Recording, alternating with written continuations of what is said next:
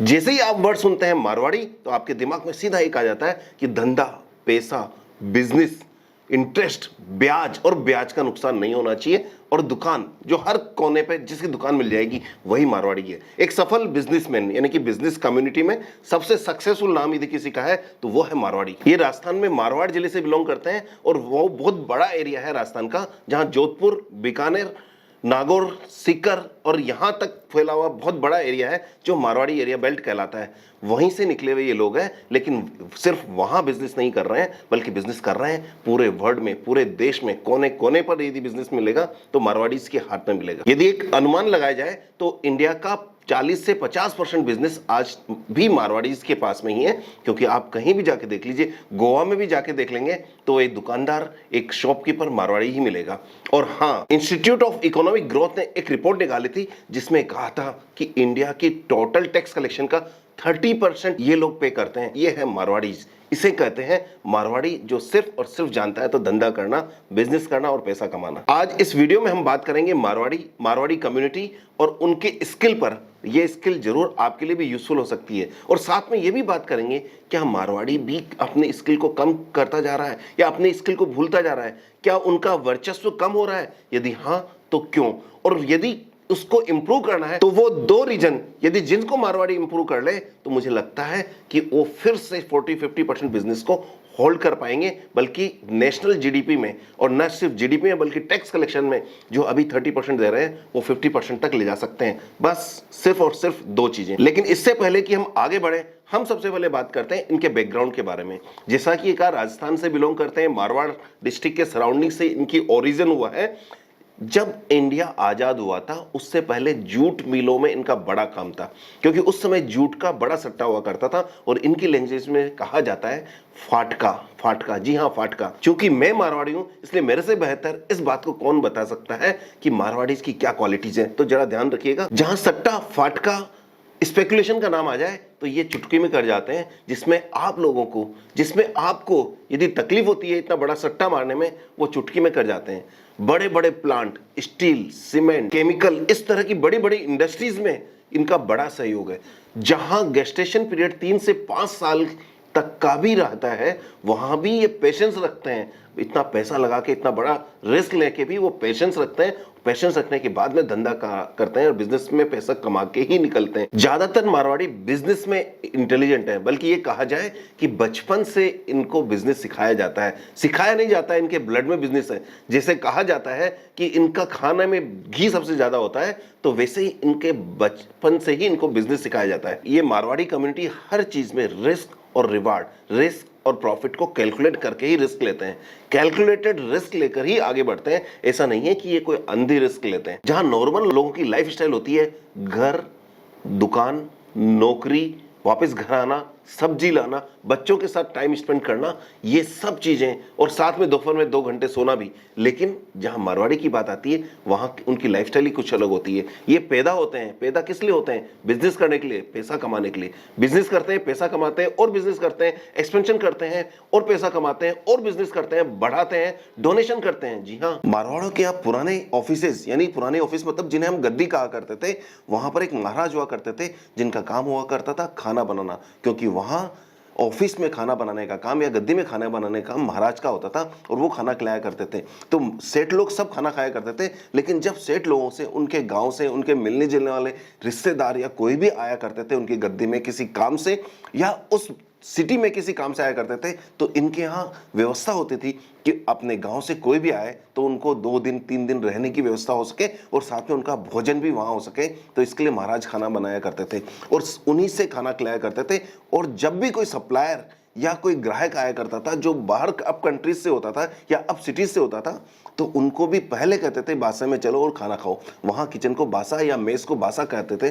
तो वहाँ इस तरह से ये प्रेम मोहब्बत बनाए रखते थे और अपना बनाते थे लोगों को, कि जब भी आए बड़े प्रेम से उनको भोजन कराया करते थे। डोनेशन में इनका बहुत बड़ा कंट्रीब्यूशन है। तो इनको बस एक ही बात ध्यान रहता है पैदा होने के बाद में, बिजनेस, धंधा, व्यापार, पैसा, दुकान, फैक्ट्री, मकान, ब्याज। जी हाँ, बस यहां इनकी जिंदगी पूरी है। तभी तो ये सबसे ज्यादा लक्ष्मी जी की आरती करते हैं और लक्ष्मी जी की आरती में उन 4 लाइनों को बहुत जोर से बोलते हैं। वो कौन सी 4 लाइन है? जिस घर थारो वासो वहीं में गुण आता। लक्ष्मी जी के लिए कहा गया है, खान पान का वैभव तुम बिन नहीं आता, करण सके सो कर ले, करण सके सो कर ले, मन नहीं धड़काता। यदि पैसा होगा तो न सिर्फ खान पान का वैभव आएगा, जिस घर में इसका वास होगा, यानी लक्ष्मी जी का वास होगा, उसमें खान पान का वैभव भी आएगा और जो करना चाहे वो कर सकता है, मन नहीं घबराता। यानी कितना भी बड़ा बिजनेस में रिस्क ले लें वो कर सकता है सिर्फ लक्ष्मी जी के होने से। यदि आपके पास लक्ष्मी है तो आप कुछ भी करने के लिए संभव हो, कुछ भी बड़ा बिजनेस, बड़ा स्टेप ले सकते हो। यही इनकी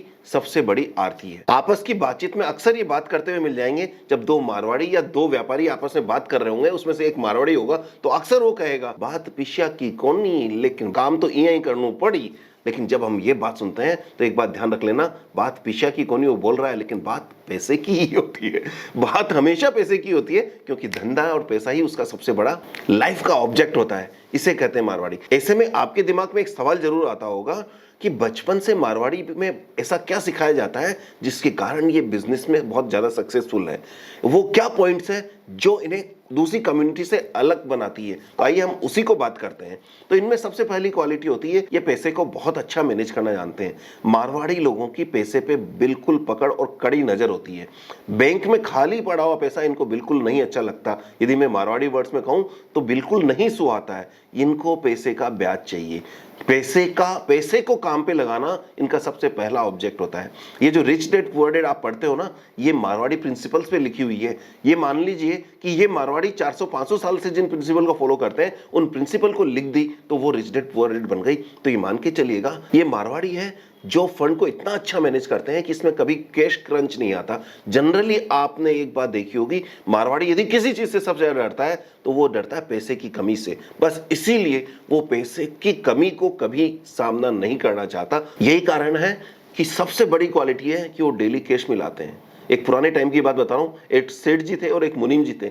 मुनीम जी का शाम को 7 बज गई है, मुनीम जी ने कैश की यानी गल्ले की चाबी सेठ जी को नहीं पहुंचाई।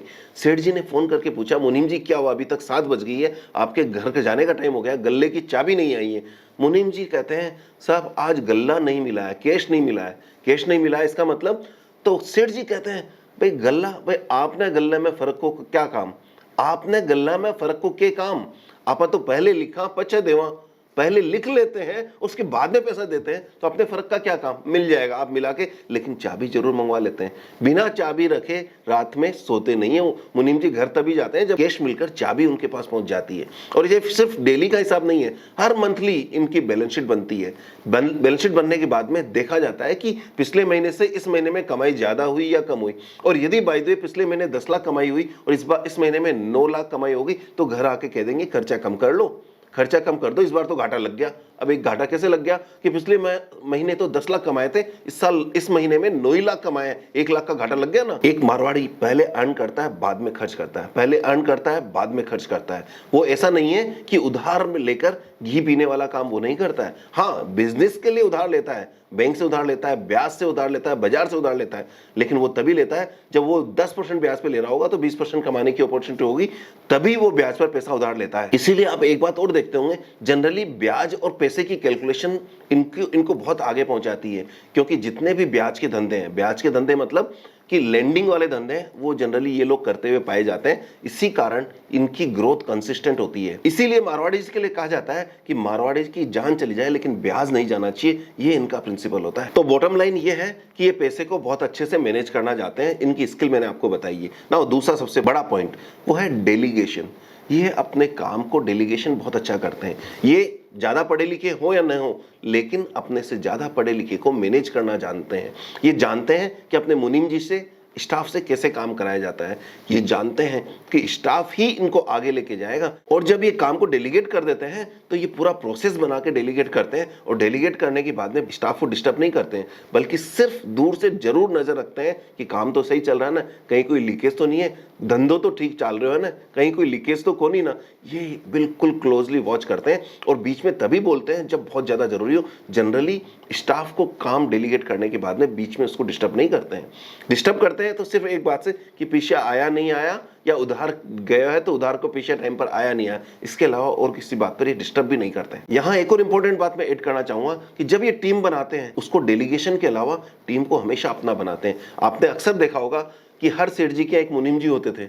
मुनीम जी का मतलब वो सालों से उनके पास रहते थे। ऐसा क्या रीजन है कि वो सालों तक उनके यहाँ नौकरी करते थे? क्योंकि एक मारवाड़ी अच्छी तरह से जानता है कि मुनीम आपका या स्टाफ आपके सब बात जानता है, आपका अच्छा बुरा भला बुरा सब जानता है। इसलिए वो हमेशा ये चाहता है कि स्टाफ हमेशा आपका बना रहे, और स्टाफ वो ऐसे लोगों को हायर करता है जिनका माइंडसेट बिजनेस माइंडसेट नहीं हो। क्या? यानी कि ऐसी कम्युनिटी जो नौकरी, हर महीने की पक्की इनकम और हर महीने की 1 तारीख को सैलरी जिनको पसंद है ना, उन्हीं को अपने पास नौकरी रखने की कोशिश करता है। क्योंकि वो लोग हमेशा सेल्फ डिपेंडेंट होने की जगह हमेशा आप पे डिपेंडेंट होते हैं, एक मारवाड़ी पे डिपेंड होते हैं कि मारवाड़ी जी सेठ जी तनख्वाह देंगे तो इनका घर चलेगा। उनको चाहिए पक्की तनख्वाह और इसको चाहिए रिस्क लेना, और एक साथ में विश्वास पात्र आदमी जिस पर ये विश्वास कर सके, वो काम को ढंग से करे। इसलिए उसकी न सिर्फ सैलरी बल्कि उसके घर पर भी पूरी नजर रखते हैं और ध्यान रखते हैं कि इसको घर में भी कोई तकलीफ नहीं होती है। किसी भी स्टाफ को रखने से पहले एक बात और देख लेते हैं कि स्टाफ का खर्चा कितना है। क्या उसका खर्चा 30,000 रुपये महीना है तो उसको मैं 40,000 दे रहा हूं या नहीं दे रहा हूं? ऐसा तो नहीं है उसका 30,000 रुपये खर्चा है और मैं 15,000 में उसको सस्ते में नौकरी रख लिया। यदि वो जानते हैं, यदि उसने ऐसा किया तो ये जरूर न जरूर चोरी करेगा। तो ऐसे में या तो उसको रखते नहीं है या उसको रीजनेबल सैलरी पर रखते हैं, अदरवाइज ऐसे लोगों को अपने से दूर रखते हैं। एक काफी पुरानी बात बता रहा हूं। एक बार एक मारवाड़ी के एक बच्चा पैदा हुआ, और बच्चा मुश्किल से 15 साल का भी नहीं हुआ होगा, उसके पिताजी एक्सपायर हो गए। तो लास्ट मोमेंट में उसने अपने बच्चे को एक गुरु मंत्र दिया, बेटा धंधो संभाल लीजिए, दुकान संभाल लीजिए और छाया छाया जाइए, छाया छाया आइए। वो बच्चा समझ गया पिताजी ने जो मुझे इंस्ट्रक्शन दिया है उसको फॉलो करना है। अगले दिन बच्चा जैसे पिताजी ने कहा वैसा करने लगा। वो छोटा ही बच्चा था, पूरी उसकी एजुकेशन नहीं हुई थी, 15 साल से कम का था तो पूरी एजुकेशन तो हुई नहीं। जब पूरी एजुकेशन नहीं हुई तो करने लगा, लेकिन 1 साल में उसका धंधा पिट गया, धंधे में परेशान हो गया, काम कम हो गया, दुकान में माल बिक्री कम होने लगी, प्रॉफिट कम होने लगा, वो परेशान हो गया। तो इसमें पिताजी के एक दोस्त 1 साल बाद में जब उससे मिलने आते हैं कि भाई तेरी दुकानदारी तो अच्छी चलती थी, आजकल कमजोर क्यों चल रही है? तो ऐसे में उसने कहा, पापा ने कहा था कि छाया छाया जाना और छाया छाया आना, तो मैंने मेरे घर से लेकर दुकान तक 3 शेड लगा दिए और मैं छाया छाया जाता हूँ, छाया छाया आता हूँ। क्या कितने बजे जाता है? कि भाई 11 बजे जाता हूँ। क्या कितने बजे आता है? कि 4 बजे आता हूँ। तो भैया छाया छाया का मतलब ये नहीं था, उन्होंने ये कहा था कि धूप निकले उससे पहले चले जाना, और शाम को धूप खत्म हो जाए, सूरज खत्म हो जाए, उसके बाद घर आना, तो तेरी दुकानदारी चलेगी। ये सिखाते हैं इनको कि धंधे में पूरा टाइम दो, टाइम पूरा दो अपने बिजनेस में। इन्होंने काम तो डेलीगेट कर दिया है, लेकिन उसके बाद भी नजर रखने के लिए, गल्ले पर बैठने के लिए, कैश काउंटर पर बैठने के लिए पूरा ध्यान देते हैं। और इस डेलीगेशन में वो पूरी नजर रखते हैं कौन एफिशिएंट है, कौन अनएफिशिएंट है। यदि इनएफिशिएंट होगा तो उसको नीचे कर देंगे या छोड़ देंगे, और जो एफिशिएंट होगा उसका प्रमोशन कर देंगे, उसकी सैलरी बढ़ा देंगे, उसका ध्यान बढ़ा देंगे, और किसी भी तरह से कोशिश करेंगे कि वो हमेशा उनके साथ रिटेन करें। ये वो गुण है जो मारवाड़ी को बचपन से सिखाए जाते हैं, किसी बिजनेस स्कूल में जाके इनको सीखने की जरूरत नहीं पड़ती है। तो यहाँ तीसरा पॉइंट आता है चीजों को बहुत अच्छे से प्लानिंग करना। मारवाड़ी बिजनेस में बहुत अच्छी प्लानिंग करके चलते हैं। किस समय कौन सा धंधा करना चाहिए ये कोई इनसे पूछे, या ये किस धंधे पे नजर है, जब तक लोग दूसरे धंधे तक पहुंचते हैं तब तक ये उस धंधे का जूस निकालकर और आगे चल चुके होते हैं, बल्कि एस्टेब्लिश्ड नाम कर चुके होते हैं। बिजनेस में ग्रोथ आ सकती है, ये इसी बात पे पूरा ध्यान रखते हैं। और हाँ, अपने प्रॉपर प्लान को पूरा प्रोसेस बनाकर एग्जीक्यूट करते हैं। प्रोसेस न सिर्फ बनाना बल्कि उसका एग्जीक्यूशन भी करना, और साथ में उस एग्जीक्यूशन को फॉलो करते रहना इनकी क्वालिटी है, जिस कारण से ये सक्सेसफुल हुए हैं। इनमें इनके बिजनेस में सफलता तभी मिलती है जब ये प्रोसेस को पूरा फॉलो करते हैं। फाइनेंस हमेशा, जैसा मैंने कहा, अपने हाथ में रखते हैं। इनके बिजनेस की प्रॉफिट की गणित कहां से चलती है? ये सीधा ये देखते हैं कि भैया 8% तो बैंक का रेट है, यदि मैं धंधा नहीं करूंगा तो भी मुझे 8% मिलना है। तो ऐसे में मेरे धंधे में 15% प्रॉफिट है तो वो कहेंगे कि मुझे 7% का प्रॉफिट हुआ है, क्योंकि 8% के लिए तो मुझे कुछ करना ही नहीं है। तो ये हर्डल रेट होती है इसकी, जो ये मान के चलते हैं कि ये हर्डल रेट से ऊपर जो कमाया वो असली मेरा प्रॉफिट है, बाकी तो फिर सिर्फ तो उसके लिए तो मुझे ब्याज पे पैसा देने की जरूरत है, बैंक में डिपॉजिट देने की जरूरत है। ये वैल्यू ऑफ मनी को समझते हैं। प्लानिंग की यदि हम बात कर रहे हैं तो प्लानिंग में यदि इनको कोई 1 करोड़ का नया प्रोजेक्ट करना है तो सबसे पहले ये घर में बैठ के डिसाइड करते हैं या मन में सोचते हैं कि मैं 1 करोड़ का प्रोजेक्ट कर रहा हूं, इसमें मेरी लागत तो 1 करोड़ है, तो इसको तुरंत 2x कर लो, मैं क्या 2 करोड़ रुपए लगाने के लिए तैयार हूं?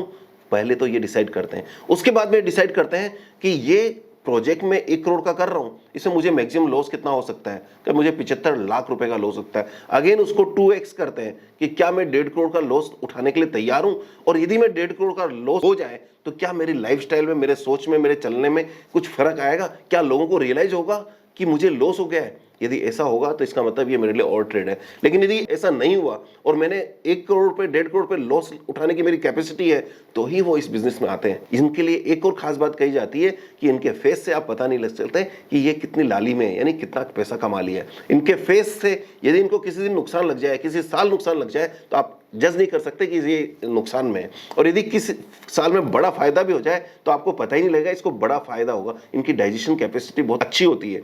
ये कितना कमाते हैं आप पता ही नहीं कर सकते इनके फेस को देखकर, इनके बिहेवियर को देखकर, क्योंकि खर्चा करने की स्टाइल से आप इनको जज नहीं कर सकते कि इस बार ये कमाई ज्यादा कर ली है या कम कर ली है। जबकि दूसरी कम्युनिटी में यदि थोड़ी सी भी कमाई हो जाए या कमाई की प्रोबेबिलिटी भी हो जाए तो खर्चा कर देते हैं, क्रेडिट कार्ड लेके खर्चा कर देते हैं। लेकिन ये ऐसा नहीं करते, कमाई होने के बाद भी 3 साल बाद में खर्चा करते हैं कि भैया 3 साल तो और धंधे में पैसा लगा दूं, धंधे में पैसा लगाऊंगा और कमाई लेगा, और उस कमाई की कमाई से ही मैं खर्चा करूंगा, न कि प्रिंसिपल ऑफ कमाई। चौथा पॉइंट, एक्सपेंशन। ये एक्सपेंशन पर बहुत ध्यान रखते हैं। यदि एक बिजनेस सफल एक जगह हो गया तो उसको एक्सपेंड करने की सोचते हैं। यदि एक दुकान लगाई है तो पास वाली दुकान लेने की सोचते हैं, पास वाली जगह लेने की सोचते हैं, दूसरी सिटी में, दूसरे स्टेट में काम करने की सोचते हैं, एक्सपेंड करने की सोचते हैं। ये इनकी खास बात होती है। नया धंधा, नया बिजनेस, नया व्यापार, नई दुकान, नई फैक्ट्री और एक्सपेंशन, ये इनका रूटीन का इनका प्रोसेस होता है। और जब धंधे में कमाई चल रही होती है तो ना टाइम देखते हैं ना कुछ और। सुबह 5 बजे भी उठ के काम में लग जाते हैं, रात में 12 बजे तक भी काम करते रहते हैं। ये इनका डेडिकेशन ऑफ वर्क है। और जहां तक एक्सपेंशन की बात करते हैं तो आपने देखा होगा सचिन और बिन्नी बंसल 2007 में फ्लिपकार्ट शुरुआत की थी, और फ्लिपकार्ट ऑनलाइन बुक स्टोर हुआ करता था, लेकिन वो सिर्फ और सिर्फ बुक पर फोकस किया करते थे। बिजनेस एक्सपेंशन किया, एक्सपेंशन करके दिल्ली बॉम्बे में इन्होंने ऑफिस खोले, दिल्ली बॉम्बे ऑफिस खोल करके इनोवेटिव फीचर डाले अपने एप्लीकेशन में, जैसे cash on delivery, digital wallet. और आज फ्लिपकार्ट ही एक ऐसा ऑर्गेनाइजेशन है जो अमेजन को चैलेंज कर रहा है या अमेजन को टक्कर दे रहा है। और बहुत सारे इलेक्ट्रॉनिक्स आइटम और बहुत कुछ आज सिर्फ किताबों के अलावा बहुत कुछ मिलने लग गया है। ये रीजन किस लिए? इनके एक्सपेंशन माइंडसेट के कारण। मारवाड़ीज की पांचवी खास बात होती है कि अपॉर्चुनिटी को कैश में देखते हैं। अपॉर्चुनिटी कैश, कैश की जहां अपॉर्चुनिटी, जहां कैश कमाने की अपॉर्चुनिटी हो उसको ग्रैब करने की कोशिश करते हैं। 16वीं शताब्दी या 17वीं शताब्दी के आसपास की बात है जहां सबसे पहले इनकी इस क्वालिटी को पहचाना गया। हुआ क्या था कि एक मारवाड़ी एक बार आसाम में गए। आसाम में जाकर, जब उस जमाने में तो कुछ रेलगाड़ी तो चलती नहीं थी, ये अपने ऊंट से गए, ऊंट गाड़ी में बैठ के धीरे धीरे धीरे महीनों में जाके आसाम पहुंचे। आसाम में पहुंचे तो एक शहर में पहुंचे, एक गांव में या कस्बे में पहुंचे। वहां 3 बजे के आसपास पहुंचे तो उसको भूख लगी थी, उसके पास आटा खत्म हो गया। उसने आटा ढूंढने के लिए निकला तो सारी दुकानें बंद मिली। तो वहां उसने पता किया कि भाई आखिर क्या बात है, आज यहाँ दुकानें बंद क्यों है। उन्होंने वहां इसको पता लगा कि दोपहर में 3 से 5 बजे तक यहाँ दुकानें बंद ही रहती है, क्योंकि लोग खाना खा के अक्सर सो जाते हैं। तो वो मारवाड़ी वहीं रुक गया और वहीं रुक के कहा कि मैं तो मेरी दुकान ही 3 से 5 खोलूंगा। यानी कि उसने वहां धंधा चालू कर दिया और वहां उसकी दुकान सुबह 8 बजे से लेकर रात में 8 बजे तक खुलने लगी। कोई भी लंच टाइम नहीं हुआ करता था, और बस वहीं से इस अपॉर्चुनिटी को उसने कैसे ऑब्जर्व किया, ये सालों पुरानी बात है जो मैं आज आपको बता रहा हूं। तो ऐसे में जब तक लोग किसी अपॉर्चुनिटी तक पहुंचते हैं उससे पहले तो वो उसका प्रॉफिट या उसको कर चुके होते हैं, उसको अपॉर्चुनिटी को कैश में कर चुके होते हैं। यदि हम देखें कुछ मारवाड़ीज के केस में जो इंटरनेट बिजनेस में भी आ चुके हैं, नए न्यू एज बिजनेस में भी आ चुके हैं, आप देख रहे हैं स्टार्टअप इकोसिस्टम में मारवाड़ीज आ चुके हैं।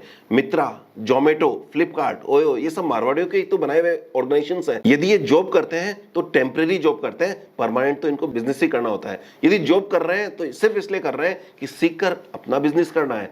और यही कारण है कि हमेशा बिजनेस में, इंडस्ट्री में टॉप रहते हैं, अपने कंपटीटर को बहुत अच्छी तरह से समझते हैं और उनसे ओवरकम करके उनसे ऊपर प्रॉफिट कैसे करना है, ये हमेशा ये प्रयास रहते हैं। इसीलिए कहा जाता है कि चीते की चाल, लोमड़ी की चालाकी, बाज की नजर और मारवाड़ी की अकल पे कभी संदेह नहीं किया जाता, क्योंकि अकल में, बिजनेस की अकल में इसका कोई सानी नहीं होता है। 6 पॉइंट है कि मारवाड़ी की बिजनेस स्टाइल एजाइल होती है, यानी कि ये किसी किताब में लिखी हुई हो जरूरी नहीं है, लेकिन ये इनको बाय बर्थ आता है। लेकिन ये चाहे कितना डेलीगेशन कर दें, कैश, स्टॉक, पेमेंट और उधारी, एडवांस, इन सब पे अपनी नजर रखते हैं। और ये मैक्सिमम प्रॉफिट कैसे कमाते हैं कि जब इनको कोई परचेजिंग करनी होती है तो वो उधार में नहीं लेते हैं बल्कि कैश देके माल लेते हैं, उसका एक्स्ट्रा डिस्काउंट लेते हैं, कैश डिस्काउंट। और कई केसेस में तो ये एडवांस देते हैं कि तू माल 1 महीने बाद में देना, लेकिन मुझे एक्स्ट्रा बेनिफिट क्या देगा, पैसा मैं आज दे रहा हूं। ये ब्याज की कैलकुलेशन करके इस काम को करते हैं। तो जब माल लेते हैं तो एडवांस में पैसा देते हैं और मिनिमम प्राइस पे माल लेने की कोशिश करते हैं, और जब बेचते हैं तो ये उधार में बेचते हैं। यदि ये कहते हैं कि माल की प्राइस 100 रुपए है, तो जब इससे पूछा जाता है कि तू डिस्काउंट क्या देगा, तो ये कहता है डिस्काउंट तो नहीं मिलेगा। ऐसे में यदि बायर उसको कहता है कि यदि डिस्काउंट नहीं दोगे तो 1 महीने बाद में पैसा दूंगा, वो कहता है कि तू 1 महीने बाद में पैसा देना, बल्कि 2 महीने बाद में पैसा देना, मुझे 100 की जगह 101 दे दे। तो इस तरह से सेल में भी वो हाईएस्ट रेट लेने की कोशिश करते हैं, जिस तरह से परचेज में लोएस्ट रेट लेने की कोशिश करते हैं। दोनों तरफ अपना पैसा लगाते हैं और ज्यादा से ज्यादा अर्न करने की कोशिश करते हैं। यदि ये दुकान पर बैठे हैं तो इनकी स्टाइल भी डिफरेंट होती है। यदि आपने कभी महसूस नहीं किया हो तो अभी अपनी वाइफ के साथ में किसी मारवाड़ी साड़ी की दुकान में चले जाना, वो ध्यान रख देना कि वो आपकी तरफ बिल्कुल ध्यान नहीं देगा, और वो ये बात ध्यान रखेगा कि भाभी जी का ध्यान किधर है, भाभी जी का ध्यान किस साड़ी पर है। और जब भी आप कहोगे कि मुझे ये साड़ी पसंद आएगी, तो वो कहेगा, भाभी जी कहेगी ये ज्यादा अच्छी लग रही है, ये ज्यादा अच्छा लग रही है। उन्होंने देख लिया उसी टाइम पर कि भाभी जी का रुझान इसमें ज्यादा है। आप भले ही ये कह दो ये साड़ी अच्छी है, वो कहेंगे नहीं, भाभी जी की पसंद का कोई मुकाबला नहीं है, भाभी जी की तो बिल्कुल लेटेस्ट जो कल ही आई है वही साड़ी यही है, वो भाभी जी ने आज पसंद देख ली, वास्तव में भाभी जी की काबिले तारीफ करनी पड़ेगी। तो ये स्टाइल होती है मारवाड़ीज की, क्योंकि वो समझते हैं असली में पैसा कौन देगा, खर्चा कौन करेगा, पैसा किसकी पसंद से आएगा, उसको पसंद कर दी तो कोई नहीं रोक सकता उसका माल बिकने से। तो ये स्किल है उनके। यदि आप ये बिजनेस का तरीका जानना चाहते हैं कि किस बिजनेसमैन में इसमें सबसे ज्यादा रिप्लिकेट करता है, तो आप राधा किशन दमानी जी की एक्चुअल बिजनेस स्ट्रेटेजी देख लीजिए। उन्होंने डीमार्ट बनाया, 2002-3 में स्टार्ट किया होगा, और डीमार्ट बनाने के बाद में पहला स्टोर बनाया। पहला स्टोर बनाने के बाद में वो कितने सिंपलिस्टिक हैं कि आज भी बॉम्बे स्टॉक एक्सचेंज में या बॉम्बे में वो व्हाइट मैन के नाम से जाने जाते हैं। क्यों? क्योंकि उनको हमेशा आप व्हाइट कपड़े में देखते हैं, व्हाइट शर्ट, व्हाइट पैंट या व्हाइट कुर्ता पायजामा। तो इनकी ड्रेसिंग सेंस में बिल्कुल सिंपल। दूसरी बात, उनको अभी 2018-20 से पहले तक बहुत ज्यादा लोग नहीं जानते थे कि ये डीमार्ट के ओनर है, वो सिर्फ एज ए इन्वेस्टर जाने जाते थे। क्यों? क्योंकि जब इन्होंने स्टार्ट किया काम तो उस समय एक स्टोर से स्टार्ट किया, और जब वो स्टोर प्रॉफिट में आने के बाद में उस स्टोर से जो प्रॉफिट आया उस प्रॉफिट से ही उन्होंने दूसरा स्टोर खोला। जब 2 स्टोर हो गए तो 2 स्टोर के प्रॉफिट से तीसरा स्टोर खोला, 3 स्टोर के प्रॉफिट से चौथा स्टोर खोला, और 4 स्टोर के प्रॉफिट से 5वां स्टोर खोला। और जब 5 स्टोर का प्रॉफिट आने लग गया तो एक साल में 2 स्टोर खुलने लग गए। इस तरह से उन्होंने ग्रो किया, न कि उन्होंने लोन लेकर इस काम को किया। आपको ध्यान होगा कि इस बिजनेस में, रिटेल के इस बिजनेस में कई बिजनेसमैन भी आए, लेकिन वो फेल हो गए। क्यों? क्योंकि उन्होंने ओवर लिवरेज की। इन्होंने लिवरेज नहीं की, ब्याज पर पैसा नहीं लिया, बल्कि खुद का पैसा लगाया और प्रॉफिट से बिजनेस को खड़ा किया। और दूसरी बात जो मैंने अभी कही कि एडवांस देके माल लेते हैं, ये सबसे बेस्ट एग्जांपल है। डीमार्ट को आप देख लीजिए कि माल परचेजिंग उनकी बहुत सस्ती होती है। माल जहां तक सेल्स की बात है उनका वॉल्यूम पे प्ले करते हैं, और जरा आप देखिए कितने फुटफॉल रहता है इनके शॉप पर। और तीसरी बात, जैसा कि ये व्हाइट मैन के नाम से जाना जाते हैं राधा किशन दमानी जी, वो कभी मीडिया में नहीं आते हैं, कभी पब्लिक में नहीं आते हैं, लो प्रोफाइल रहते हैं, ज्यादा उनके इंटरव्यू भी देखने को नहीं मिलते हैं। उनको मतलब है किससे? बिजनेस से, धंधे से, काम से, सिर्फ इसी बात से उनको मतलब होता है। बस यही रियल मारवाड़ी की निशानी है। यदि आप राधा किशन दमानी जी को यदि स्टडी करेंगे तो आप देखेंगे इनमें वो सारे गुण हैं जो एक मारवाड़ी में होने चाहिए, और यही मारवाड़ी है। इसीलिए ये मारवाड़ी का सबसे बेस्ट जीता जागता उदाहरण आपके सामने है। कोई भी मारवाड़ी, एक बात और ध्यान रखिएगा, कभी भी 99% पॉलिटिक्स में जाने की कोशिश नहीं करता, न जाता है, बल्कि पॉलिटिशियन से अच्छे संबंध जरूर बना के रखते हैं। लेकिन सबसे पहले जब के बिरला साहब ने राज्यसभा की मेंबरशिप ली तो उस समय जीडी बिरला साहब इस बात पर नाराज हुए और उन्होंने इस बात पर अपनी असहमति व्यक्त की, और इसके कारण वो बाद में इंग्लैंड भी चले गए थे। तो आप एक बात ध्यान रखिएगा, वो कभी भी एक मारवाड़ी, प्योर मारवाड़ी, ये नहीं चाहेगा कि आप पॉलिटिक्स में जाइए। आपका काम है सिर्फ बिजनेस करना, धंधा करना, और धंधे में पैसा बनाना, और साथ में संबंध सबसे अच्छे बना के रखना। साथ में बिरला फैमिली का एक रूल भी हुआ करता था कि वो अपने फैमिली के साथ डेली शाम को भोजन किया करते थे, चाहे कोई कितना भी बड़ा हो। यदि सिटी में है तो रात का भोजन सब पूरा परिवार नीचे बैठकर, जमीन पर बैठकर, बासे में बैठकर महाराज का बनाया भोजन साथ में किया करते थे। और यदि कोई उस में नहीं आए तो उस दिन उसको खाना नहीं मिलता था, या उसको खाना फिर अपने हिसाब से कर लो। लेकिन वहां एक रूल था कि परिवार के सब जने शाम को एक साथ बैठकर खाना खाया करते थे। इस तरह की इससे परिवार की बॉन्डिंग होती है। न सिर्फ परिवार में बॉन्डिंग, क्लोज परिवार की, बल्कि रिश्तेदारों में बॉन्डिंग के बारे में मैं आपको बता चुका हूं। तो ऐसे में ये है वो मारवाड़ी के गुण जो एक मारवाड़ी को सक्सेसफुल बनाते हैं। 7 पॉइंट मारवाड़ीज का, ये लॉन्ग टर्म विजन रखते हैं, बिजनेस में शॉर्ट टर्म की विजन नहीं सोचते हैं। यही कारण है कि जब भी माल बेचते हैं तो ये हमेशा ध्यान रखते हैं कि ग्राहक देवो भव है, ग्राहक का हमेशा ध्यान रखते हैं। यदि ग्राहक कभी कोई कंप्लेन लेके आता है या कोई माल रिटर्न लेके आता है, तुरंत रिटर्न करके चेंज करके दे देते हैं।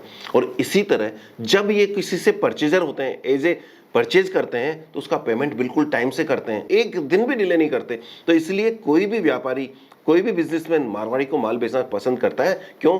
क्योंकि इसने जो कमिटमेंट कर दिया, ये अपने कमिटमेंट से, पैसे देने के कमिटमेंट पे डिले नहीं करते, बल्कि टाइम से पैसा चुकाते हैं। और इसी तरह से लॉन्ग टर्म विजन रखकर बिजनेस को करते हैं, क्योंकि एक बार इमेज बन गई तो माल भी उधार आराम से मिल सकता है, या माल जैसे चाहे वैसे मिल सकता है। और यदि ग्राहक के एक बार पैर पड़ने लग गए तो वो ग्राहक परमानेंट उनका हो जाता है। ये कभी किसी से झगड़ा नहीं करते, बल्कि ग्राहक से बना के रखते हैं, ग्राहक की 2 बात भी सुन लेते हैं। लॉन्ग टर्म विजन का एक एग्जांपल देता हूं। 1937 में श्री गंगा बिशन जी अग्रवाल ने हल्दीराम भुजिया वाले का फाउंडेशन की थी। बाद में 1980 में उनके डेथ के बाद में आज उनके बच्चे संभाल रहे हैं, और आप समझते हैं कि कितना बड़ा नाम हो गया है। ये है मारवाड़ी का बिजनेस स्टाइल। ये सिर्फ शॉर्ट टर्म की नहीं, बल्कि लॉन्ग टर्म की सोचते हैं। धंधा जनरेशंस के लिए क्रिएट करते हैं, न कि सिर्फ अपने लिए। 8th पॉइंट, धंधे के लिए एक बात ही हमेशा ध्यान रखते हैं, अपने होम टाउन पे जनरली इनको धंधा नहीं मिलता था राजस्थान में, तो ऐसे में वो उस जगह ज्यादा जाना पसंद करते थे। नंबर 1, जहां तो ग्राहक हो, और दूसरा सबसे इंपॉर्टेंट, जहां के लोगों का माइंडसेट जॉब करने का हो। जैसे साउथ में चले जाइए आप, उनको जॉब की सिक्योरिटी चाहिए। महाराष्ट्र में चले जाइए, जॉब सिक्योरिटी चाहिए। बंगाल में, आसाम में, इनको जॉब सिक्योरिटी चाहिए, इनको हर महीने की तनख्वाह चाहिए वहां के लोगों को। तो ऐसे में वही बिजनेस करना पसंद करते हैं जहां उनको इजीली स्टाफ अवेलेबल होता है। जिनको जॉब सिक्योरिटी चाहिए, उस एरिया में जाके जब ये धंधा करते हैं तो सामने वाले को जॉब की सिक्योरिटी मिल जाती है, इनको काम संभालने वाला मिल जाता है, क्योंकि रिस्क टेकर्स तो ये होते हैं। तो इसलिए ये नॉन होम टाउन में भी बिजनेस करने में नहीं घबराते हैं, प्रोवाइडेड इनके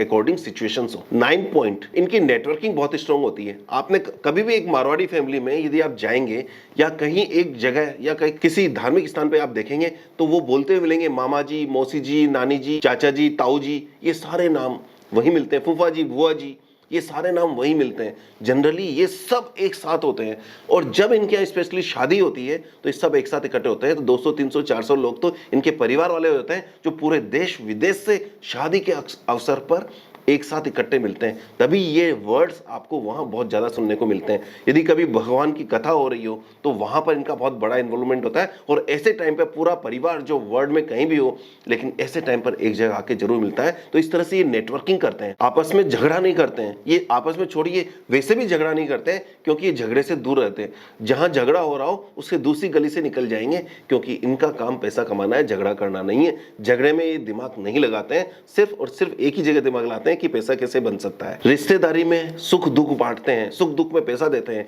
यदि कभी कोई रिश्तेदार तकलीफ में आ जाए फाइनेंशियली, उसको सपोर्ट करते हैं, लेकिन ब्याज वहां भी नहीं छोड़ते हैं। ब्याज वहां भी लेते हैं, लेकिन सपोर्ट जरूर करते हैं। वो उस समय सपोर्ट होता है जब कोई उसको सपोर्ट नहीं कर रहा होता है, तो वहां सपोर्ट कर रहे हैं। यदि कहीं काम कर रहे हैं, धंधा अच्छा चल रहा है, तो अपने रिश्तेदारों को कहेंगे कि भाई इस धंधा में तो मार्जिन है, तो आजा सूरत में साड़ियों का व्यापार करांगा, आप और बढ़ावांगा, दोनों मिलकर बिजनेस कर लेंगे। लेकिन खास बात यह है कि इतना सब करने के बाद भी शादी के अलावा ये कहीं दिखावा नहीं करते। शादी में खूब खर्चा करते हैं, ये इनका सबसे बड़ा ड्रॉबैक भी मान सकता हूं, लेकिन इसके अलावा कहीं दिखावा नहीं करते। आप ये देख सकते हैं, एक मारवाड़ी स्कूटर में घूमता हुआ मिल जाएगा, एक छोटी सी मारुति में घूमता हुआ मिल जाएगा, जबकि उसके पास जितना पैसा हो किसी और के पास हो जाए तो शायद लग्जरियस गाड़ी लेके आ जाए, जगुआर में घूमने लग जाए, मर्सिडीज में घूमने लग जाए, लेकिन मारवाड़ी उस समय भी वो छोटी सी गाड़ी में घूम रहा होगा। एक बार एक मारवाड़ी के यहाँ एक आदमी आया, वो अपनी मर्सिडीज लेके आया जो 1.25 करोड़ रुपए की थी। उसने कहा कि चलो तुम देखो तो सही, मेरी मर्सिडीज में बैठकर घूमो तो सही, कितना मजा आता है। तो उसने कहा नहीं, मेरी मारुति अच्छी है। नहीं, फिर भी देखो तो सही। जब उसने जाके देख के कहा, अंदर जाके बैठा कार में जाके बैठा, ये कहीं है, ये मत तो वही 4 जना मंगा, इतने तो हमारी कार में ही आ जावे।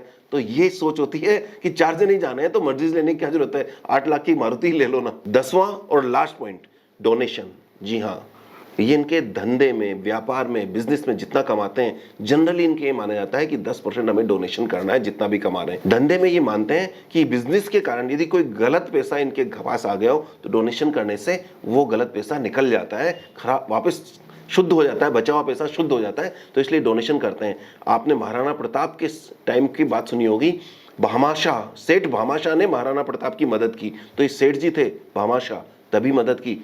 उस समय से लेकर आज तक आप देख लीजिए, आज किसी भी तीर्थ स्थान पे चले जाइए, बिरला आज भांगाड़ या किसी मारवाड़ी की धर्मशाला जरूर मिल जाएगी, मंदिर, गेस्ट हाउस, और कुछ ना कुछ हिसाब से उनका डोनेशन का किया हुआ आपको जरूर मिल जाएगा। हो सकता है कि मंदिर बना हुआ मिल जाए। और डोनेशन सिर्फ यही नहीं करते, वो धर्म के अलावा यदि हम देखें तो वो अपने छोटे मुनि, मुंशी, वॉचमैन और छोटे छोटे आदमियों को जो उनसे कनेक्टेड है, वहां भी किसी न किसी की तरह से इनकी मदद करते रहते हैं, जिससे उनका फेथ हमेशा उन पे बना रहता है। ये इनकी सबसे बड़ी क्वालिटी है कि वो डोनेशन के साथ साथ लोगों को अपना बनाना जानते हैं। किसी छोटे आदमी की हो, सब्जी बेचने वाले की हो, या किसी पॉलिटिशियन की हो, लोकल पॉलिटिशियन को भी ये सपोर्ट करते हैं। इस तरह से ये बहुत सारे तरह से लोगों को सपोर्ट करते हैं। मुझे याद आ रहा है एक किस्सा जो मेरे पापा अक्सर मुझे सुनाते हैं। जब पाकिस्तान का फर्स्ट वार हुआ था तो लाल बहादुर शास्त्री जी पीएम हुआ करते थे। वो आसाम शिलोंग गए थे कि मुझे प्राइम मिनिस्टर फंड में पैसा चाहिए, क्योंकि युद्ध में बहुत ज्यादा पैसा खर्च हो रहा है। आसाम के एक शहर नौगांव के एक सेठ जी थे जो बैंक मैनेजर को साथ में बैठाकर शिलोंग गए उनसे मिलने के लिए, और मिलने के बाद ने पूछा कि आसाम के सारे डिस्ट्रिक्ट में सबसे ज्यादा पैसा किस डिस्ट्रिक्ट से आया है। और उसके बाद में उन्होंने कहा सबसे ज्यादा पैसा हमारी डिस्ट्रिक्ट यानी कि नौगांव का होना चाहिए। तो उन्होंने उस जमाने, जहां तक मुझे ध्यान है, 1,11,111 रुपए का ड्राफ्ट बनाकर प्रधानमंत्री लाल बहादुर शास्त्री जी को दिया। तो ये इनकी डोनेशन की मंशा होती है कि अपना नाम डोनेशन में सबसे ऊपर होना चाहिए। तो ये सब तो वो क्वालिटीज हो गई जिनके कारण ये आगे बढ़े हैं, जिनके कारण ये बिजनेस में ज्यादा सक्सेसफुल है। लेकिन अब हम बात करते हैं, क्या ये अपनी क्वालिटीज को खो रहे हैं? क्या ये बिजनेस ग्रोथ में कुछ और लोग और कम्युनिटीज से ज्यादा आगे बढ़ रही है? क्या रीजन है कि ये कुछ पिछड़ रहे हैं? वैसे बहुत ज्यादा नहीं पिछड़ रहे हैं, लेकिन कुछ पिछड़ रहे हैं। इसमें सिर्फ 2 पॉइंट पे बात करूंगा जिसके कारण मुझे लगता है कि मारवाड़ी यदि इंप्रूव कर ले तो वो फिर से अपना स्थान मेंटेन करके बल्कि ऊपर जा पाएंगे, अपने शेयर को बढ़ा पाएंगे। कुछ सालों में हमने देखा है कि परसेंटेज वाइज मारवाड़ीज का इन्फ्लुएंस बिजनेस में कम हुआ है। अक्सर मैनेजमेंट गुरु का एक मानना होता है कि बिजनेस की पकड़ या बिजनेस की चमक तीसरी पीढ़ी पर आते आते कमजोर पड़ जाती है। पहली पीढ़ी बिजनेस को बनाती है, बढ़ाती है, दूसरी पीढ़ी उसको ग्रो करती है, नए लेवल पे ले जाती है, लेकिन तीसरी पीढ़ी उसको डुबो देती है। क्या यही मारवाड़ीज के साथ हो रहा है? देखते हैं डेटा हमें क्या कह रहा है। डेटा में यदि बात करें 1964 में टॉप 50 बिजनेस फैमिलीज में से 13 मारवाड़ीज थे, यानी कि 26% मारवाड़ी उस टाइम पे हुआ करते थे। ये 1964 से हम यदि 1990 में जाएं तो टॉप 50 फैमिलीज में से 14 फैमिलीज मारवाड़ी हैं। पिछली बार 1964 में 13 फैमिलीज थी, 14 फैमिलीज है। सन 2000 में आते हैं तो ये फिर 14 फैमिलीज ही रह जाती है, यहां इनमें कोई इंप्रूवमेंट नहीं हुआ है। इसका क्या रीजन रहा? पहला तो हम देखें कि 1990 से लेकर और आज तक 2000, 2010 और इवन आज तक क्या क्या डेवलपमेंट हुआ है। तो देश के कंडीशन में यदि हम देखें तो सबसे बड़ा इकोनॉमिक रिफॉर्म्स बहुत सारे हुए हैं, पॉलिटिकली बहुत सारे इकोनॉमिक पॉलिसीज चेंज हुए हैं, ग्लोबलाइजेशन हुआ है, पूरा वर्ल्ड एक सिटी, एक स्टेट बन गया है जहां पूरा वर्ल्ड में आप आसपास इजीली बिजनेस कर सकते हैं। फॉरेन कंपनीज से आपका कंपटीशन हो गया है जो काफी बड़ी कैपिटल रखते थे। ट्रेडिशनल बिजनेस फैमिलीज जो पहले मारवाड़ीज में टेक्सटाइल, फाइनेंस, इंडस्ट्रीज या ब्याज में काम किया करती थी, उनको बड़ा कंपटीशन झेलना पड़ रहा है। किनसे? इनके ट्रेडिशनल बिजनेस हाउस को झेलना पड़ रहा है। किनसे? इंटरनेशनल बिजनेस हाउसेस से। और साथ ही साथ इंडिया इन सालों में एज ए सर्विस प्रोवाइडर बनकर उभरा है, यानी कि सर्विस का एक्सपोर्टर है, गुड्स का एक्सपोर्टर नहीं है जैसा कि चाइना है, बल्कि मैन्युफैक्चरिंग का एक्सपोर्टर नहीं है जैसा कि चाइना है, बल्कि सर्विस का एक्सपोर्टर है, जहां इनकी पकड़ कम है। कैसे? आइए हम देखते हैं। यदि मारवाड़ीज में देखा जाए तो सबसे पहला नाम आता है Bajaj auto Marwari, Bajaj finance, Bajaj Finserv. Industry बड़ी कैपिटल चाहिए, फिनसर फाइनेंस, यहाँ फाइनेंस का यानी कि ब्याज का काम है, ये धंधे को अच्छी तरह समझते हैं, दूसरा बड़ी कैपिटल लगाते हैं। इंडस्ट्रीज में बात करें, जिंदल ग्रुप की बात कर लें, बिरलाज, अनिल अग्रवाल, वेदांता की बात कर लें। सीमेंट में यदि हम बात करें, बिरलाज, बांगड़, डालमिया, सिंघानिया, ये ग्रुप काफी अच्छा काम कर रहे हैं। एनआरआई बिजनेसमैन की बात करें तो लक्ष्मी निवास मित्तल, जी हाँ, एलन मित्तल भी मारवाड़ी हैं। इधर हम बात करते हैं इंडस्ट्रीज में, जुआरी एग्रो, पोदार ग्रुप हो गया, पोदार जी हो गए, ल्यूपिन, डीबी गुप्ता जी हो गए, सुप्रीम, तापड़िया फैमिलीज हो गई, कल्पतरू पावर, मुनोत फैमिली हो गई, कलकत्ता इलेक्ट्रिसिटी, संजीव गोयनका फैमिली हो गई, कॉस्मो फिल्म, जयपुरिया फैमिली हो गई। ये सारे फैमिलीज, ये सारे बिजनेस वो हैं जो बड़े बिजनेस माने जाते हैं मारवाड़ियों के हाथ में है। लेकिन इन सब में आपने एक कॉमन बात क्या देखी, ये सारे बिजनेस वो बिजनेस है जो इंडस्ट्री से रिलेटेड है, जिसमें बड़ी कैपिटल लगती है, बड़ा पैसा लगता है, तो वो इनके हाथ में है। लेकिन क्या न्यू एज बिजनेस जो इन्फोसिस और उसके बाद में पैदा हुए हैं या उस तरह की सर्विस इंडस्ट्री में पैदा हुए हैं, इनका कोई बड़ा योगदान है या नहीं है? तो डेफिनेटली कुछ नाम इसमें अभी भी आ रहे हैं, जैसे सचिन बिन्नी बंसल फ्लिपकार्ट, लेंसकार्ट पीयूष बंसल, जोमेटो दीपेंद्र गोयल, ओला भावेश अग्रवाल, प्रतीक माहेश्वरी फिजिक्स वाला, अनुपम मित्तल शादी.com। ये बड़े नाम हैं जो राजस्थान से बिलोंग करते हैं और मारवाड़ीज हैं। लेकिन इंपॉर्टेंट बात क्या है, इसमें उनका स्टेक यानी कि मारवाड़ीज का स्टेक कम हुआ है। रीजन कि इस सेगमेंट में, सर्विस इंडस्ट्री में, सॉफ्टवेयर इंडस्ट्रीज में, टेक्नोलॉजी इंडस्ट्रीज में उन लोगों ने ज्यादा ग्रो किया है जो आईआईटीएन है, जो हाईली ग्रेजुएट एमबीएज हैं, उन्होंने बिजनेस में ज्यादा ग्रो किया है, स्पेशली आईआईटीएन ने। और मारवाड़ीज में ज़्यादा पढ़ाई का कल्चर नहीं था और कल्चर नहीं होने के कारण वो शायद कम गए हैं हायर एजुकेशन में, उन्होंने फैमिली बिजनेस को ही बढ़ाने की सोची है। जिस कारण से जो ये नया डेवलपमेंट हुआ, यहाँ 4-5 दोस्तों ने मिलकर एक कंपनी चालू की। जो पहले जॉब किया करते थे, उन्होंने जॉब में देखा कि बिजनेस अच्छा है तो 4-5 दोस्त मिल गए, एक कंपनी स्टार्ट की, कुछ लोगों को हायर किया, कोई सॉफ्टवेयर का या कुछ ऑर्डर लिया जिसमें कोई कैपिटल नहीं लगनी है, बस जितने ऑर्डर कितने में मिला और साथ में उसको बनाने में एचआर की कॉस्ट कितनी लग रही है ये देखना है। जितनी कॉस्ट लग रही है उतना आपने पेमेंट कर दिया, ज्यादा जो आपको मिला वो आपका प्रॉफिट हो गया। इस तरह के जो बिजनेस डेवलप हुए हैं जिसमें हाई कैपिटल की जरूरत नहीं थी, वहां ये कंपैरेटिवली पीछे रहे हैं, कम रुके हैं। रीजन कि उनका फोकस इन पे नहीं था। और इसका दूसरा रीजन ये भी है कि पिछले 20-25 सालों में ग्लोबलाइजेशन बहुत हुआ है। इसका मतलब जो सर्विस इंडस्ट्री पहले एक लिमिटेड सेक्टर, लिमिटेड एरिया में या लिमिटेड लोगों तक ही प्रोवाइड की जा सकती थी, उसका एरिया बहुत ब्रॉड हो गया, बहुत वास्ट हो गया, जिसके कारण एज ए सर्विस प्रोवाइडर जो आप सर्विस दे रहे हैं वर्ल्ड के किसी भी कोने को दे सकते हैं। अभी तक क्या होता था, जो इंडस्ट्री आप चला रहे हैं उसका प्रोडक्ट वर्ल्ड के किसी भी कोने में या इंडिया के किसी भी कोने में जा सकता था, लेकिन ये सर्विस भी किसी भी कोने में जा सकती है, ये शायद पकड़ नहीं पाए। और उसका एक रीजन ये था कि इनके पास टेक्नोलॉजी आईआईटीएन कम हुआ करते थे इनके फैमिली में, बच्चों में। इस कारण से ये इस बिजनेस को रिकॉग्नाइज नहीं कर पाए। टाइम रहते हुए यदि रिकॉग्नाइज नहीं कर पाए तो इन्होंने अपने फैमिली रन बिजनेस को फैमिली स्टाइल से चलाया, यानी कि प्रोफेशनल मैनेजमेंट नहीं कर पाए या नहीं कर सके इस सेगमेंट में। इसका रीजन क्या था कि वो मार्केट की रिक्वायरमेंट को नहीं समझे या ग्लोबलाइजेशन को नहीं समझ पाए या बहुत कम लोग समझ पाए। यदि क्योंकि इनके पास एडेड एडवांटेज ये था कि ये पैसे से रिच थे, तो ये यदि इस सेगमेंट में जाते तो शायद और अच्छा कर पाते। तो इस कारण से क्या हुआ कि गुजराती, पारसी और साउथ इंडियन फैमिलीज ये इस सेगमेंट में ग्रो कर गई। एज ए इंडिया यदि हम देखते हैं तो इंडिया ने ग्रो किया है, पर इस कम्युनिटी ने, इन कम्युनिटीज ने ज्यादा ग्रो किया है। रीजन कि इन्होंने इस अपॉर्चुनिटी को अपने पास आने दिया और ये इन्होंने इस अपॉर्चुनिटी को कैश किया। वो ये ऐसा कैश क्यों कर पाए? क्योंकि ये लिमिटेड रिस्क के माइंडसेट वाले लोग थे, जिन्होंने ये देखा कि यहाँ तो रिस्क नहीं है, सर्विस देनी है, इस सर्विस का इतना खर्चा लग रहा है और इस खर्चे के एवज में मुझे इतनी इनकम आने वाली है, तो यहाँ बड़ा कैपिटल लगाने की जरूरत नहीं थी। इनको 2-4 महीने की सैलरी ही मैनेज करनी पड़ती थी, इसलिए ये कर पाए और साथ साथ में ग्लोबलाइजेशन हो गया, तो इसलिए ये ज्यादा आगे बढ़ गए। नेक्स्ट पॉइंट क्या आता है कि इन सालों में क्या हुआ कि बिजनेस में जो ग्रोथ हुई वो एक्सपोनेंशियल ग्रोथ हुई। यदि आपका बिजनेस या सॉफ्टवेयर इंडस्ट्री चल गई तो आपको एक्सपोनेंशियल पैसा मिला है। इसका मतलब कि पहले एक्सपोनेंशियल पैसा बड़ी इंडस्ट्रीज को मिला करता था क्योंकि वो इंडस्ट्रियल एज हुआ करता था जिसमें ये माहिर हो गए थे।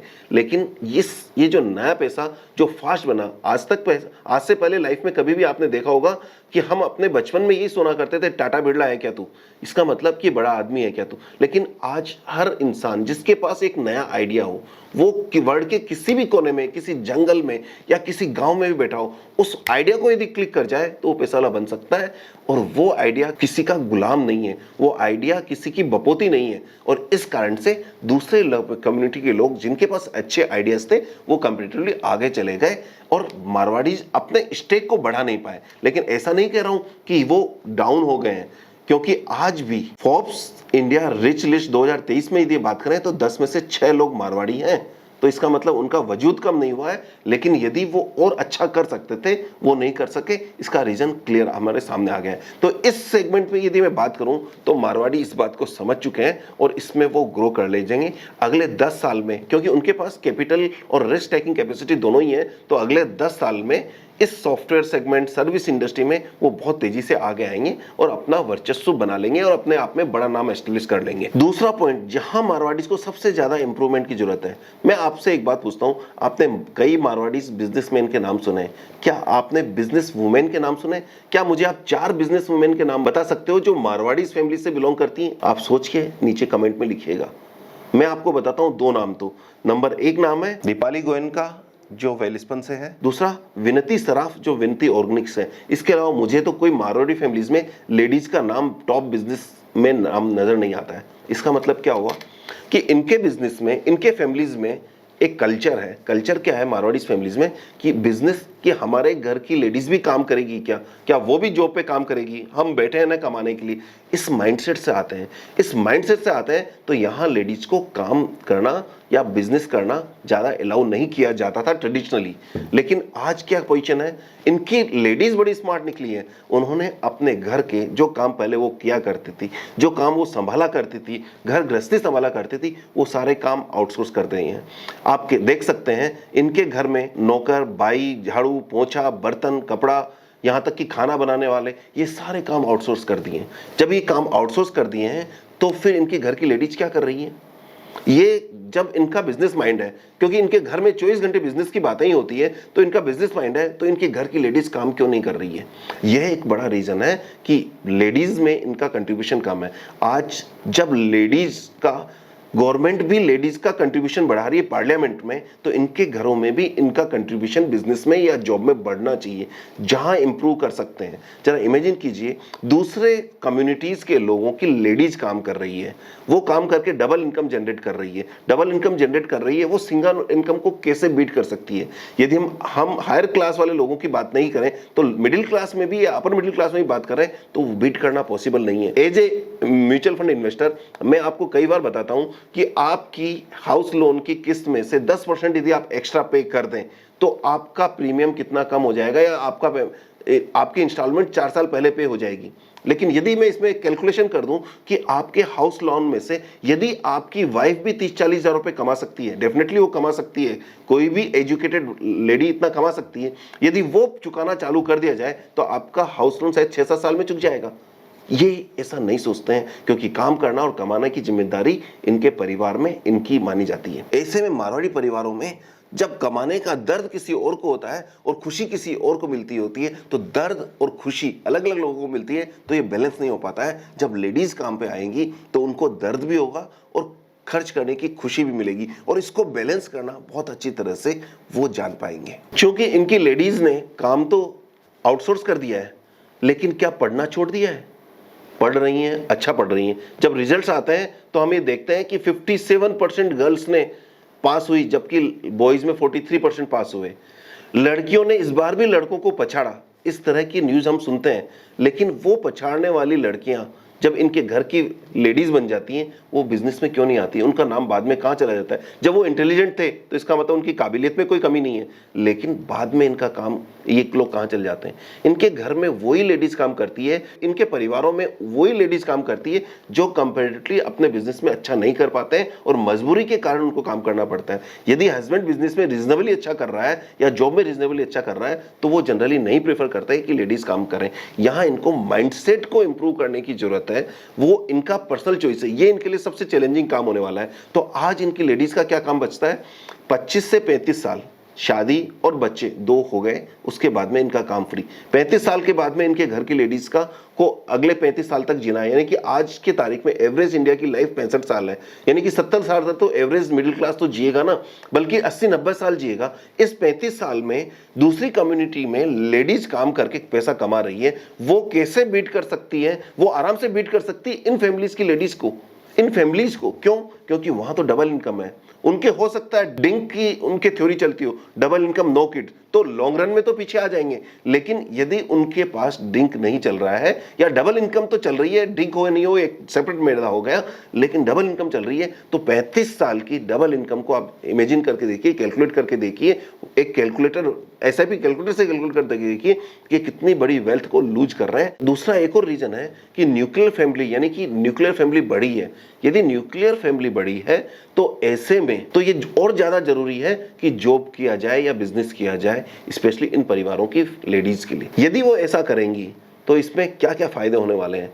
नंबर एक, वो खुद पैसा अर्न करेगी, उनकी सेल्फ स्टीम इंप्रूव होगी, उनको कॉन्फिडेंस आएगा, मार्केट के बारे में पता लगेगा, बाजार से रिलेवेंस रहेंगे, समाज से रिलेवेंस रहेंगे, और साथ ही साथ अपने हस्बैंड के बिजनेस का स्ट्रेस, धंधे का स्ट्रेस या जॉब का स्ट्रेस कम होगा। वो एज ए सपोर्ट सिस्टम काम करेगी, उनकी डबल इनकम उनको एक्स्ट्रा सिक्योरिटी देगी, क्योंकि एवरेज लाइफ बढ़ने वाली है, इसलिए इनको इस पॉइंट पे भी ध्यान देना होगा। तो इसलिए मेरा सजेशन तो इन फैमिलीज को, मारवाड़ी फैमिलीज को, दूसरा पॉइंट यही है कि अपने टेक्नोलॉजी के साथ साथ अपने एचआर वाले पोर्शन को इंप्रूव करके अपने बच्चों को हाईली एजुकेशन कराने के साथ साथ अपने लेडीज को भी कान पर लगाएं। जब मैंने लेडीज के वर्क करने की बात मारवाड़ी परिवारों में बात की तो उनके सीनियर्स का बड़ा रेजिस्टेंस आया, और मैंने उनसे महसूस किया कि उनका कहना ये था कि लेडीज का, हमारे यहाँ लेडीज का काम होता है घर की देखभाल करना, घर में धार्मिक अनुष्ठान सारी लेडीज क्या करती हैं, धार्मिक अनुष्ठान करना ये उनकी जिम्मेदारी होती है। और आप इनके घर में देखेंगे तरह तरह के धार्मिक अनुष्ठान होते रहते हैं, और जिसमें आपको भी शायद इन्विटेशन आता होगा, नहीं भी आता होगा तो वहाँ पे ब्राह्मण पंडितों को बुलाकर भोजन कराना, कुछ अनुष्ठान करना, ये सारे काम लेडीज देखा करती थी। वो काम लेडीज का है। आप ये मत समझिए, इन लोगों का कहना है कि आप ये मत समझिए कि हमारी लेडीज का काम सिर्फ खाना बनाना है या घर को संभालना है, उसके अलावा भी कुछ काम है। दूसरी बात, घर में डेली के पूजन करना, पूजन भगवान की सेवा करना, भगवान का अनुष्ठान करना, ये सब काम भी इनका है। क्योंकि जब इनके यहाँ ठाकुर जी विराजित होते हैं, जो श्रीनाथ जी के भगत हैं, उनके यहाँ ठाकुर जी विराजित होते हैं, उनको एक बच्चे की तरह घर में पाला पोसा जाता है या बड़ा किया जाता है, उनकी मनुहार की जाती है। तो सुबह उठकर सबसे पहले ठाकुर जी को भोजन कराकर, उठाकर भोजन कराकर ही ये घर में बाकी का काम होता है। और इसी तरह शाम को, रात में सोने के टाइम पर भी ठाकुर जी को सुलाकर ये सब लोग सोने के लिए जाते हैं। तो ये पूरा देखभाल करना ठाकुर जी का, एक लाइव इंसान की तरह, एक लाइव बच्चे की तरह देखभाल करना इनके परिवारों में महिलाओं द्वारा किया जाता है। ये इनका बड़ा काम होता है। तो बड़े बुजुर्गों का ये कहना है कि इसलिए हमारी लेडीज, हम नहीं चाहते कि बाहर काम करें। तीसरा बड़ा काम जो इन परिवारों के सीनियर्स ने मुझे कहा है कि हमारे यहाँ लेडीज का काम डोनेशन करना होता है। आप जितने भी देखिए, ज्यादातर केसेस में डोनेशन, धार्मिक अनुष्ठान के साथ साथ डोनेशन भी लेडीज ज्यादा करती है जेंट्स से। रीजन कि वो माना जाता है कि इनकी महिलाएं प्रेम का प्रवाह करती है, अपने में आत्मीयता की मूर्ति होती है, प्रेम की मूर्त मानी जाती है, और वो डोनेशन करती हैं। वो अलग अलग तरीके से कब कितना डोनेशन करती है शायद इनके हस्बैंड को भी पता नहीं लगता है, लेकिन वो डोनेशन में बहुत ज्यादा बिलीव करती है। और ये सब रीजन है कि जो इनके परिवार को न सिर्फ एकता देते हैं, बल्कि साथ ही साथ इन परिवारों को एक साथ जोड़ के रखते हैं। और इसी कारण इनके यहाँ महिलाओं की बहुत ज्यादा इज्जत होती है और उनका बहुत ज्यादा प्रभाव होता है अपने परिवार को एकजुट रखने में। तो ऐसे में अब क्वेश्चन ये उठता है, क्या इन पॉइंट्स को भी उतना वजन दिया जाए? क्या आज की महिलाएं, आज की लेडीज या आज की बच्चियां क्या इतना कर पा रही हैं जो पहले किया करती थी?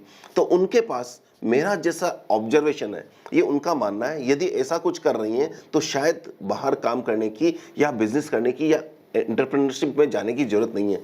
लेकिन यदि नहीं कर रही हैं तो उनके पास, आज की महिलाओं में, मारवाड़ी परिवार की महिलाओं के पास दो ही ऑप्शन बचते हैं।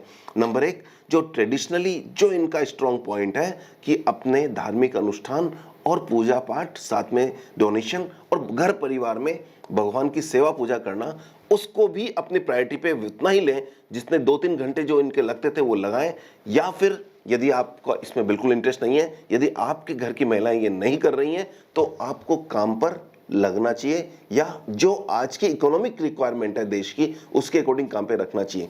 मैं ये क्वेश्चन, इस पॉइंट को मैं आप पर छोड़ता हूं। आपको क्या लगता है, क्या उनका जो ओरिजिनल तरीका है उसी में उनकी स्ट्रेंथ है और उसी कारण से उनकी ग्रोथ है, ये मानना चाहिए, या आज के तरीके के हिसाब से उनको काम पे जाना चाहिए? ये डिसीजन मैं आप पे सोच रहा हूं। यदि आप मारवाड़ी है तो आप जरूर बताइएगा कि क्या आप उनके ओरिजिनल जो थॉट प्रोसेस है उसी को कायम रखना चाहते हैं, या जो मैं नया थॉट प्रोसेस दे रहा हूं उसको कायम रखना चाहते हैं। लेकिन दोनों केस में महिलाओं को किसी न किसी तरह से एक्टिव रहना पड़ेगा, सारा काम आउटसोर्स करने से नहीं चलेगा। क्योंकि जनरली सीनियर्स मारवाड़ीज का ये मानना है कि यदि हमने हमारे इस काम को छोड़ दिया यदि हमारे महिलाओं ने इस काम को छोड़ दिया तो उनके परिवार का वजूद खत्म हो जाएगा, उनके परिवार का जो एका है, जो एक साथ रह रहे हैं, वो खत्म हो जाएगा। इसलिए ये तो हमारी स्ट्रेंथ है, इसी कारण से तो हम जुड़े हुए हैं। और यही हम छोड़ देंगे तो फिर हम में और बाकी आज की जनरेशन में या आज के दूसरे इंटरनेशनल या फॉरेन कल्चर हमारे पास आ जाएगा, तो हम मारवाड़ीज का जो कोर स्ट्रेंथ थी वो खत्म हो जाएगी। आप क्या सोचते हैं इस बारे में जरूर बताइएगा। अब यहाँ पर एक चैलेंज आ सकता है कि जनरली इन फैमिलीज में ये कहा जाता है कि हमारी बिजनेस, हमारी लेडीज क्या जॉब करेंगी क्या, हमारे घर की लेडीज जॉब नहीं करती, जॉब करने की जरूरत नहीं है। कुछ बिजनेस ऐसे हैं जो सिर्फ लेडीज के लिए बने हैं, आप उनमें वो कर सकती हैं।